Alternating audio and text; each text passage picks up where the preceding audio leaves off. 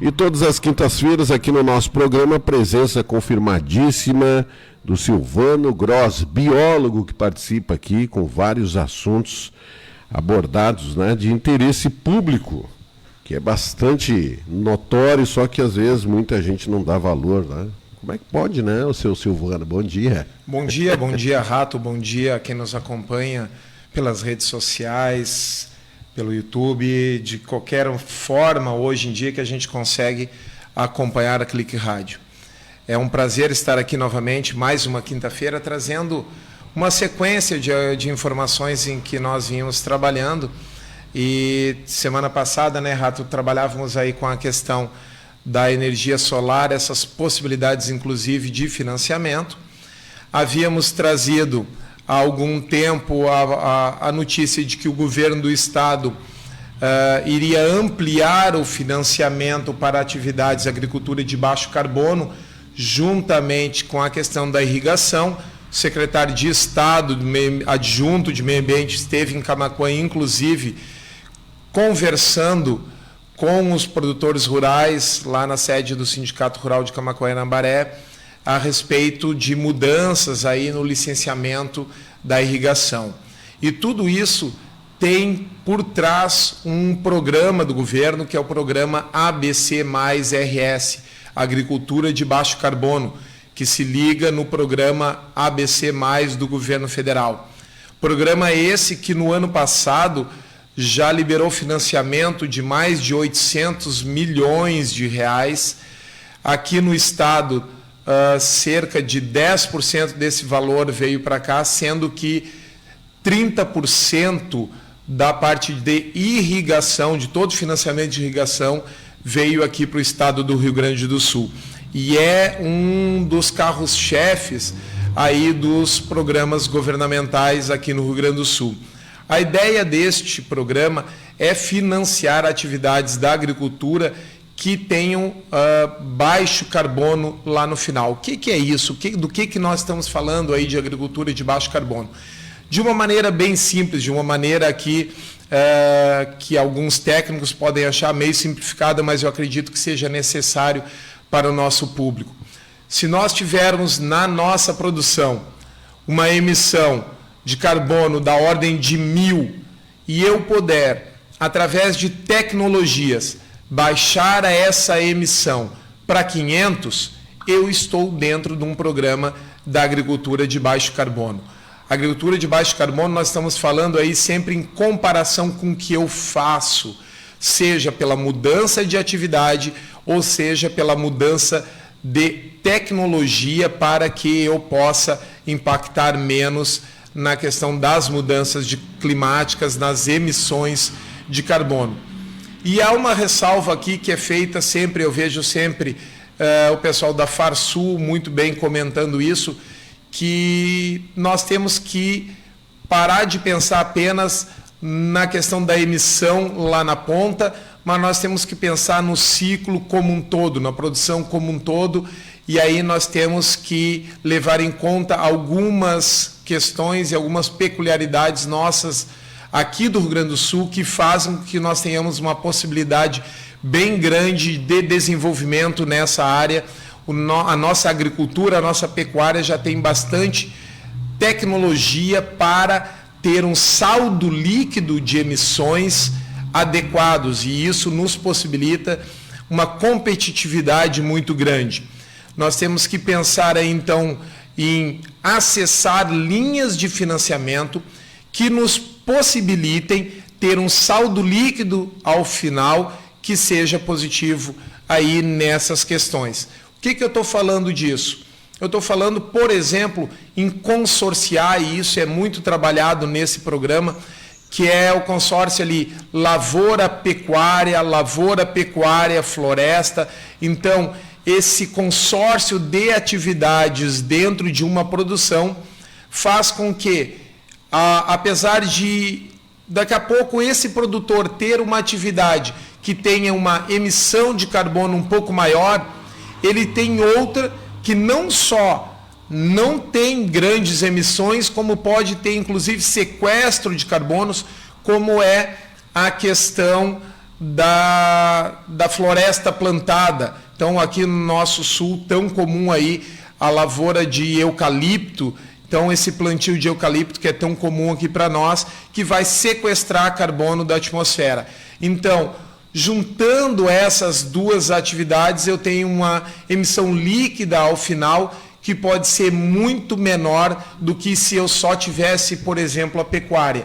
Então, há um incentivo governamental para desenvolvimento de pesquisas nessa área e vai haver, já está anunciado, financiamento, linhas de crédito exclusivas e com baixo juro para quem for financiar atividades relacionadas a isso. E aí nós estamos falando, por exemplo, aí de equipamentos para irrigação, nós estamos falando de equipamentos para substituir já equipamentos defasados, então na questão aí de tratores, por exemplo, por tratores menos poluentes, nós estamos falando também de insumos hoje que para substituir a forma de trabalhar, nós estamos falando aí do incentivo para a agricultura de precisão. Então, são várias tecnologias e várias formas de trabalho que vão ter investimento e investimento pesado do governo estadual e também já temos hoje do governo federal. Então, essas linhas de créditos já existem e vão começar a chegar cada vez de forma mais intensa. Então, é bom que o produtor rural já venha trabalhando aí, principalmente com seus técnicos, com o engenheiro agrônomo da sua confiança, com o pessoal da assistência técnica, a Emater, por exemplo, ou quem trabalha com a questão do fumo, quem faz assistência técnica por parte da empresa fumageira, para ver de que maneira pode trabalhar a sua propriedade para que, quando essa linha de crédito estiver disponível, ou daqui a pouco até uma linha de crédito que já está disponível, como esse produtor pode fazer para acessar essa linha de crédito e assim desenvolver a sua propriedade de maneira a ter lá um saldo líquido menor, lá um saldo líquido mais positivo em relação às emissões de carbono, para que então possa ter uma linha de crédito mais barata, mais atrativa e com isso ter mais possibilidade de rentabilidade na sua propriedade, Rato. É bastante importante essa função de gás carbônico e principalmente a gente não sabe lidar com isso, né? E precisa notoriamente de informações, né? Hoje me parece que, né, a maioria do povo, não só o povo brasileiro, mas hoje por emissão de gases aí, todo mundo é leigo, né? Mesmo que tenha aí E é isso, Rato, a informação, nós temos dois mecanismos que eu acho que é muito importante informação.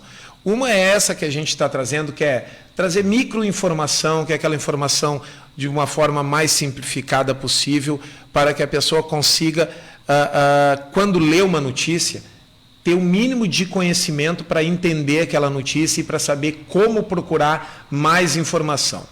A outra informação que eu chamo aqui de macroinformação, que é aquela que os governos têm que adotar para transformar em ações para que, por exemplo, aqui no nosso caso que nós estamos falando, um produtor, mesmo sem entender muito bem o porquê que ele está fazendo, mas que ele vai adotar aquelas práticas porque os órgãos de fomento estão trazendo isso. Nós estamos falando o quê? Por exemplo, uma planta, para ela poder crescer, ela tem que pegar carbono, gás carbônico da atmosfera, pega esses átomos de carbono para criar massa corporal para poder crescer. Esse átomo de carbono é o mesmo carbono que está em excesso na atmosfera e pode causar o quê? O aquecimento global. Nós temos uma camada na nossa atmosfera que ela permite que o nosso planeta se mantenha aquecido. Se essa camada estiver maior do que o normal, nosso planeta vai ficar mais aquecido que o normal. Se nós tivermos, por exemplo, se nós estivermos falando da camada de ozônio, se nós tivermos buracos nessa camada, então nós vamos ter raios solares aí em demasia em algumas regiões. Então, tudo isso é estudado pelos pesquisadores e nós conseguimos notar algumas coisas disso. Por exemplo, nossa região, 2023, todos vão recordar que nós tivemos chuva em excesso, nós tivemos, em outros momentos, seca. Então, essas mudanças drásticas no clima são causadas pelo aquecimento global. Bom, de que maneira tem que fazer isso? Bom, nós temos que fazer macroações, microações. Macroações, quem tem que fazer são os governos constituídos. Microações é a população. Uma das coisas como a gente pode ligar isso é que, quando tivermos essas ações estruturantes, quando tivermos programas de incentivo, por exemplo, a troca de veículos mais poluentes por troca de veículos menos poluentes, nós temos que tentar, de forma que a gente consegue, aderir a isso. Nem todos conseguem. Aqueles que podem têm que tentar aderir a isso. Ações na ordem de produção. O governo está incentivando pesquisas, por exemplo, para matrizes do gado de corte, que são mais adaptadas à nossa região e, com isso, emitem menos metano. E aí, emitindo menos metano, se essas matrizes elas produzirem o gado que nós vamos criar aqui, a nossa produção de gado ela vai ter menos emissão de gases poluentes. E, com isso, o nosso gado vai ser mais eficiente. Mas, Silvano, de que maneira isso vai repercutir? Bom, nós temos uma questão aí ambiental, que vai ter uma redução, só que nós temos uma questão econômica, que é o quê? A Europa, que é um grande comprador do nosso gado, ela está exigindo essa redução.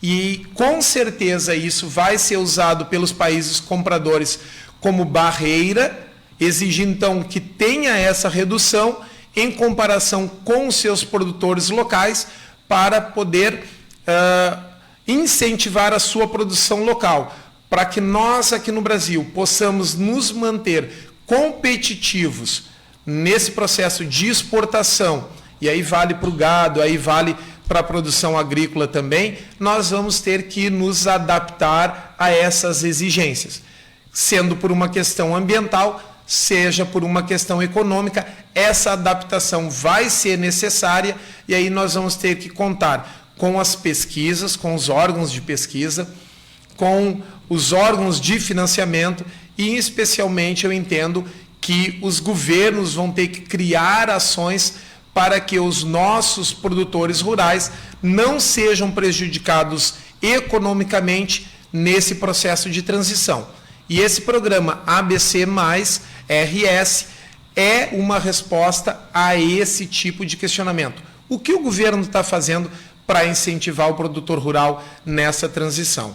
Tanto é que agora, dia 3 de maio, os representantes desses programas ABC+, locais, aqui no Rio Grande do Sul, Santa Catarina e Paraná, estarão reunidos em Florianópolis para tratar de assuntos condizentes com os estados e de que maneira esses programas podem se alinhar para ter uma repercussão ainda maior, para ter resultados ainda melhores na região sul do Brasil.